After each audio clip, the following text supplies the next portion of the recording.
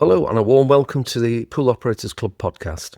We're here today to talk about reopening swim school pools after the holiday period.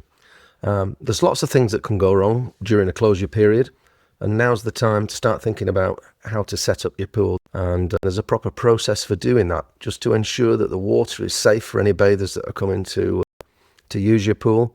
And of course you want to protect the reputation of your business as well. So without further ado, let's get into the topic. So Martyn, you've spent many years as a pool manager in local authority and in the private sector as well.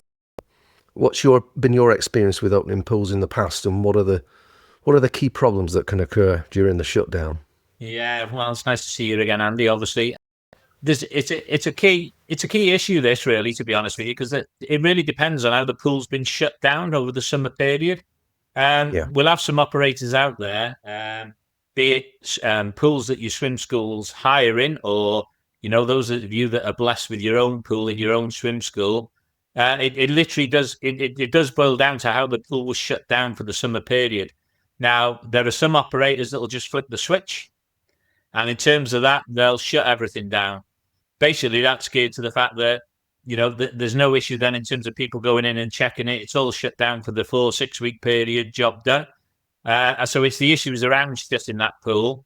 And there's the ones that will actually just keep the circulation ticking over, chuck a bit of shock into it, let it circulate, and hopefully come back and get the levels back as soon as possible. So from my perspective, those are the two scenarios, Andy, whether they totally switch it off, or whether they just keep it circulating with a minimum amount of chlorine in it, or possibly put a bit of shock in it or something like that to last throughout the summer period.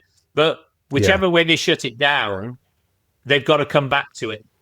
And in terms of that, now you're looking at about 2 to 3 weeks now before these swim schools fire up. And I think this podcast is all geared to kind of assisting these swimming business owners who are hiring pools to ask the questions of their pool operators if they're hiring, or certainly if they're blessed with their own pools, making sure they've got this kind of little structure in place, a little checklist to make sure that everything's okay. Yeah. So I would say that it's a fair assumption to say that if the pool has been closed down completely, then obviously the operator is going to be faced with a bit more work to do before they can reopen that pool. Oh, yeah, certainly, mate. I mean, as you well know, if it's totally shut down, you've got no circulation for a start. So you might come back to a bit of stagnant water. Obviously, all your chemistry, your pH, your chlorine levels, everything's going to be up the wall, your alkalinity levels, everything basically is a start from scratch scenario. But the key thing to remember with all this is, obviously, the first thing to do is, I would say, get some kind of shock in there if you shut it down. Let it sit, fire up everything, get your circulation running, let it run for 48, 72 hours, start to get your pH and your chlorine levels within the normal operating parameters. And then the key thing to remember with all of this, as you well know, is that pool, whatever it is, wherever it is, whatever location it's in, it should be microbiologically tested before you open that pool. Yeah. So you're going to need to allow, like you say, several days for the pool to turn over, for the pH chlorine to normalize, to kill off any bacteria or algae or biofilm that might be, present in that water. There's always a risk those things can occur, isn't it? So I guess we saw a lot of these things during COVID as well, where pools were actually totally shut down. And the one thing that you can't rely on in life, or certainly with a pool, is that you just don't flick a button and it gets back to where it was. That just doesn't happen. There's a lot of work to be done now to get these pools back to safe operating parameters for your bathers to come back, your clients, all that kind of thing. And don't be afraid, and you should be making those calls now to your pool operators to make sure that these kind of things are right before you bring your clients back into their buildings. Yeah. That's right. And on the air handling side as well, we've got to consider that, haven't we? If somebody's got an air handling system that's also been shut down completely, then there could be issues starting that up again, couldn't there? Or there could be, things to look out for, which is mold spores and stuff like that, and growing in the ductwork or anywhere where humidity might be pretty stale. Yeah. I mean, it's the general common thing, isn't it, with us, is that if your pool, for example, is not operating as normal within its normal parameters, technically in the green zone on the traffic light system, then this bacteria and microorganisms and all that, they have very little time to do what they need to do. And the same thing applies with the air handling. When it's turning over and it's churning and doing what it needs to do, that's great. But as you quite rightly said, once it's shut down, spores in the air handling unit, in the ductwork or what have you, if you've got polyfoam filters and things like that, which on a regular basis you should be taking out and cleaning, hoovering, washing, whatever you can do. These are ideal places for these kind of bacteria to harbour. And making sure that, like you say, filters are clean. Maybe run the system, with plenty of fresh air going through it for a while to dry it out. It's going to take time.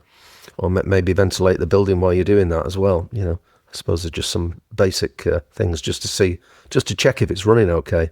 Yeah, I mean, as I said, this is really a lot of this will be geared to the people that actually shut everything down. I mean, as we said before with the pools, if you've left it circulating, you put a bit of shock dose in there, then it's a case of either bringing those levels up if it's used all that shock, or actually bringing those levels down if it's still high when you get in there. But the whole objective of pools and operating pools is to get those pools back into the green zone as far as their pH and chlorine levels are concerned.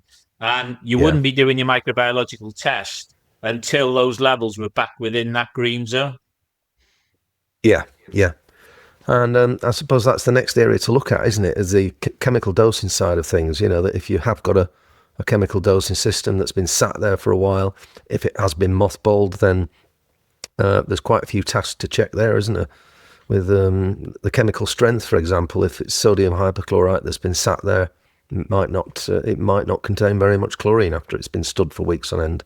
No, that's right. And in terms of that, if you're storing your chemicals outside, if you've got a storage cupboard for your sodium hypo outside, with this heat that we've had in the recent weeks, you're going to get a degradation of that chlorine as well, and you'll get some evaporation, as you know, as well. I mean, you might only have half a drum of chlorine left by the time the heat's got to it and everything, by the time you come back. Yeah, because heat has a big impact, doesn't it? Especially when it gets to 20-odd degrees, and it does degrade quickly, doesn't it? Oh, yeah, it can do, especially the sodium hypo, as you well know. I mean, even at its peak, it's only got 15 to 19% of active chlorine in it. You get a bit of heat in there, a bit of sun and what have you, then that percentage is going to drop rapidly. Yeah. And then there are all the mechanical aspects as well. If you've got dosing pumps fitted, for example, pool controllers and things like that. So it's a matter of checking all the dosing lines are still intact and there's no leaks, isn't it, as well? A sort of basic service on your dosing system. Maybe check if the probes, the chemical sensors have been isolated and switched off. It's to make sure that they're running again. Sometimes they can take several hours to bed back in again. Especially if they need cleaning or something like that. Yeah, so, the other thing, Andy, as you well know as well, is that if you've got your chlorine or you've got your pH correctant, your sodium bisulfate or what have you, then literally speaking, it's checking your day temps as well, because the product in that tank might have lost its strength as well.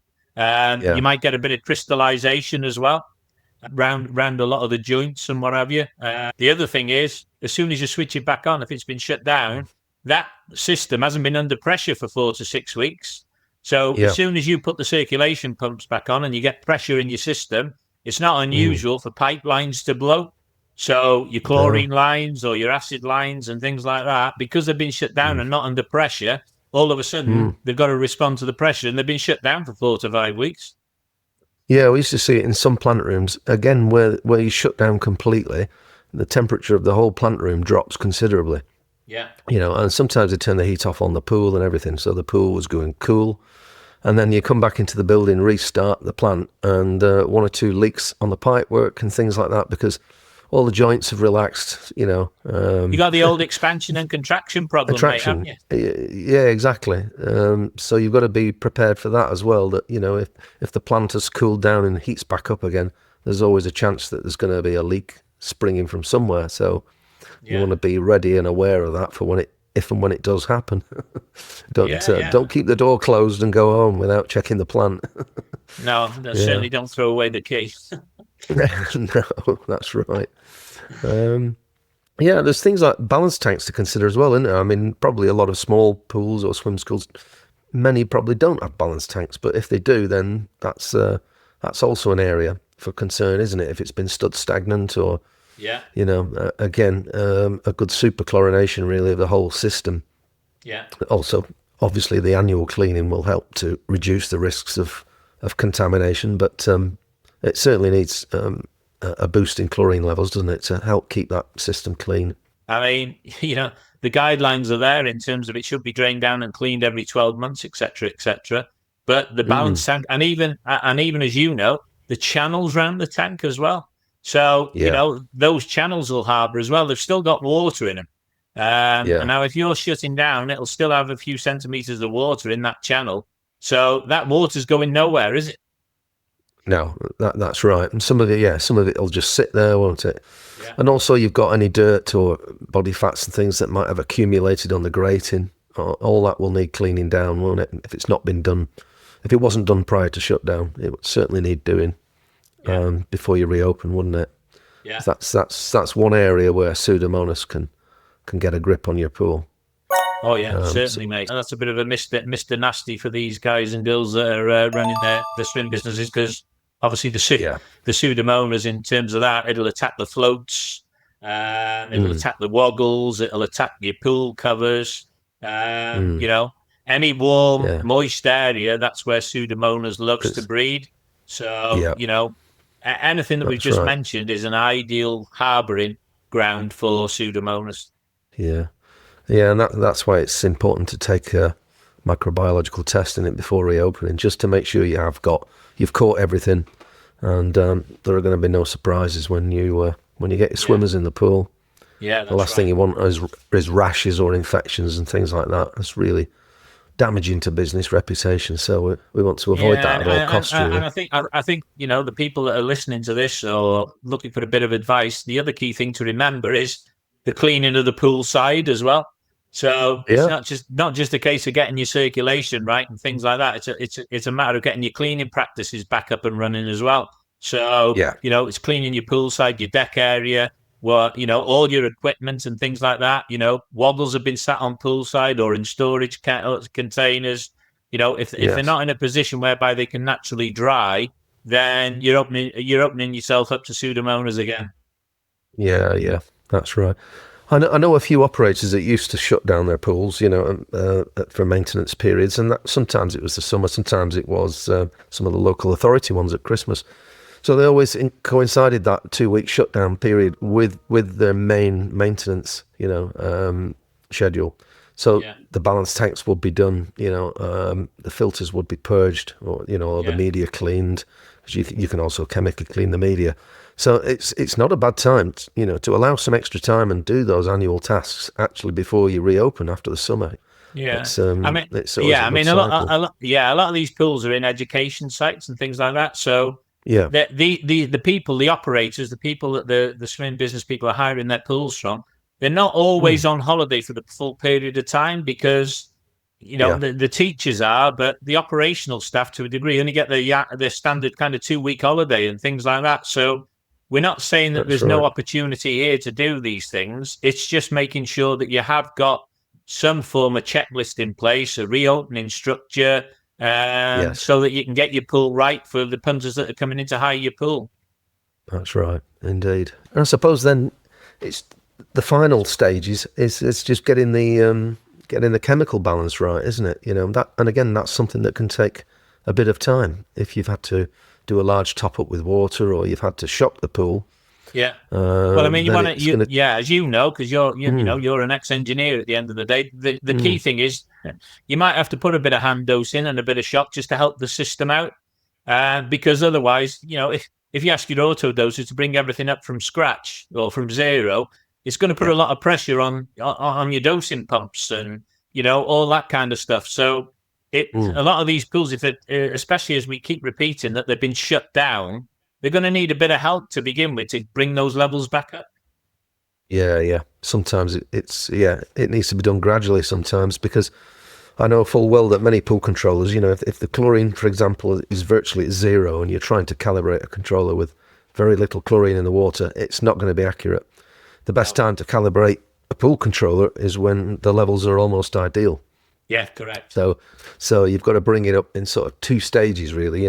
Bring the chlorine level up a bit, and then maybe let the pool settle, take a test, and then recalibrate, and then hopefully it should get somewhere near your realistic set point. So it's like a 2-stage process almost. And I mean, the key, I think we mentioned it earlier on, but the key thing here is, and we're fully aware of that, especially me as an ex-pool operator anyway, is the expense of the energy costs at the present moment in time.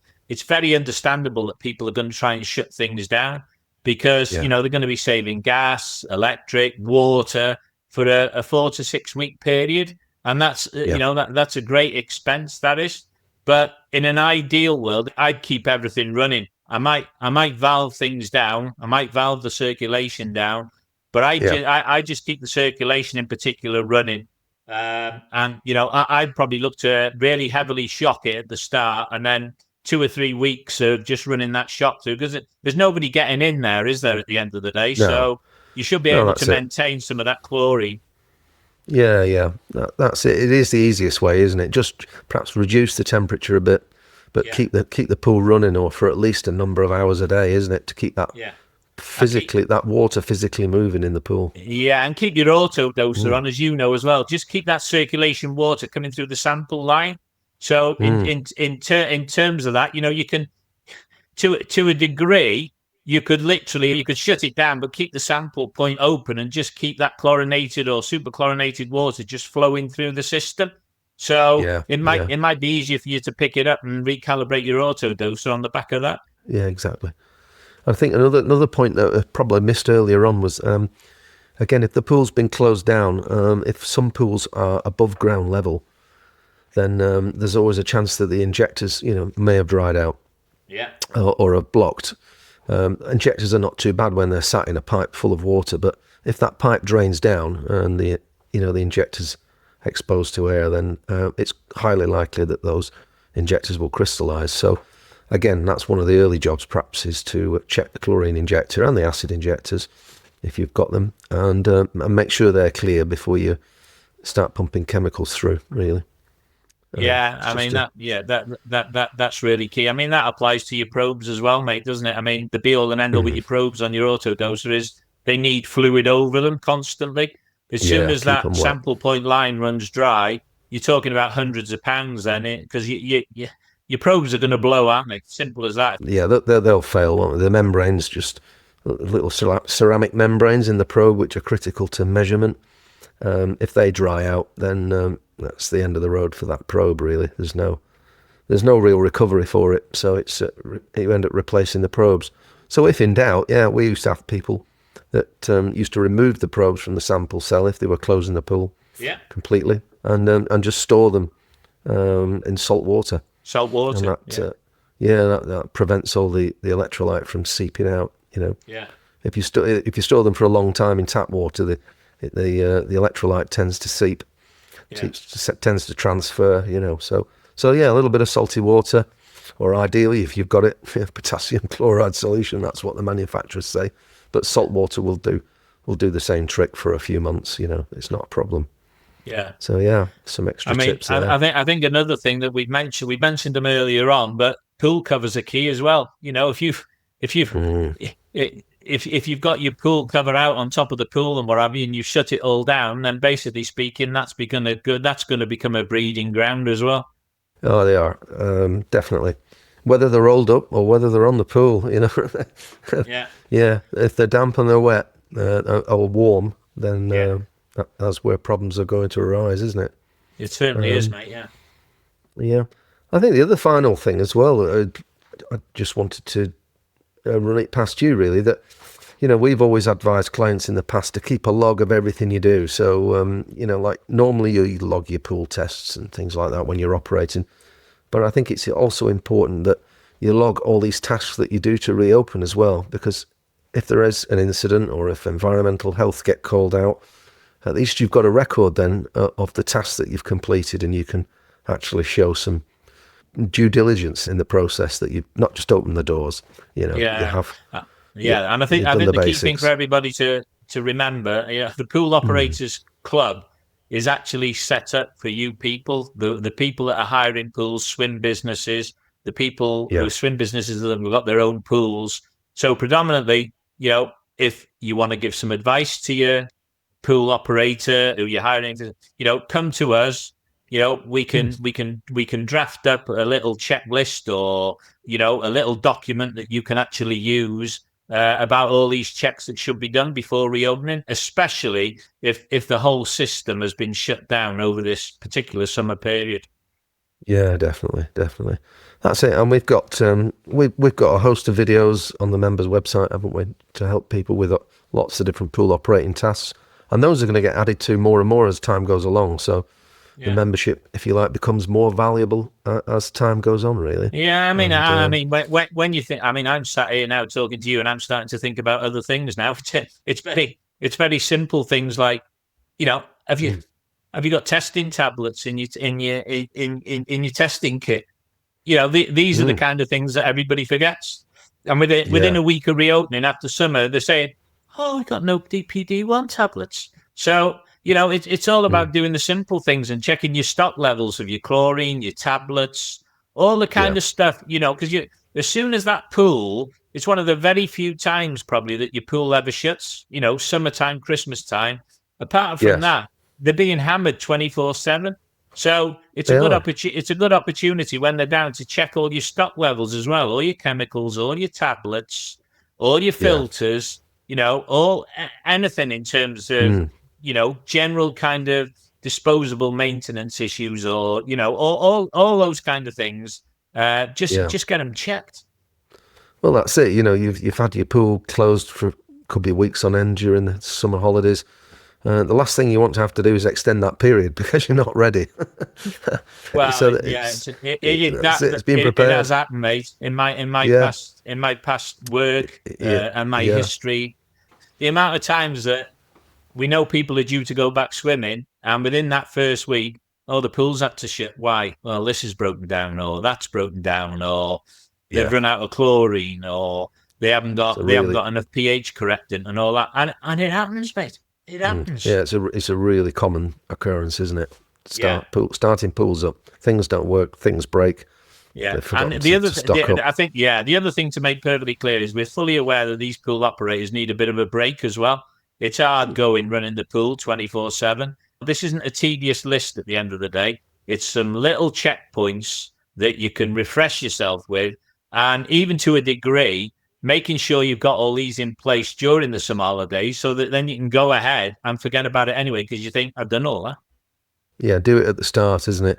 Do your stock check at the start of the holiday period. Go on our favourite health and safety expression. Be proactive, not reactive, folks. Yeah, it is. Indeed. So I hope you got some good tips out of there, or if you need some help, then of course the Pool Operators Club is here for you. Take a look at our membership. You can do that at www.pooloperatorsclub.com, and you can also subscribe to our newsletter, keep up to date with what we're doing, and if you found this video useful, please give us a like and subscribe to the channel. We'll be back again in a few weeks' time to talk about water testing and particularly sulfates. So look forward to seeing you again on that one. Till the next time. Take care, everyone.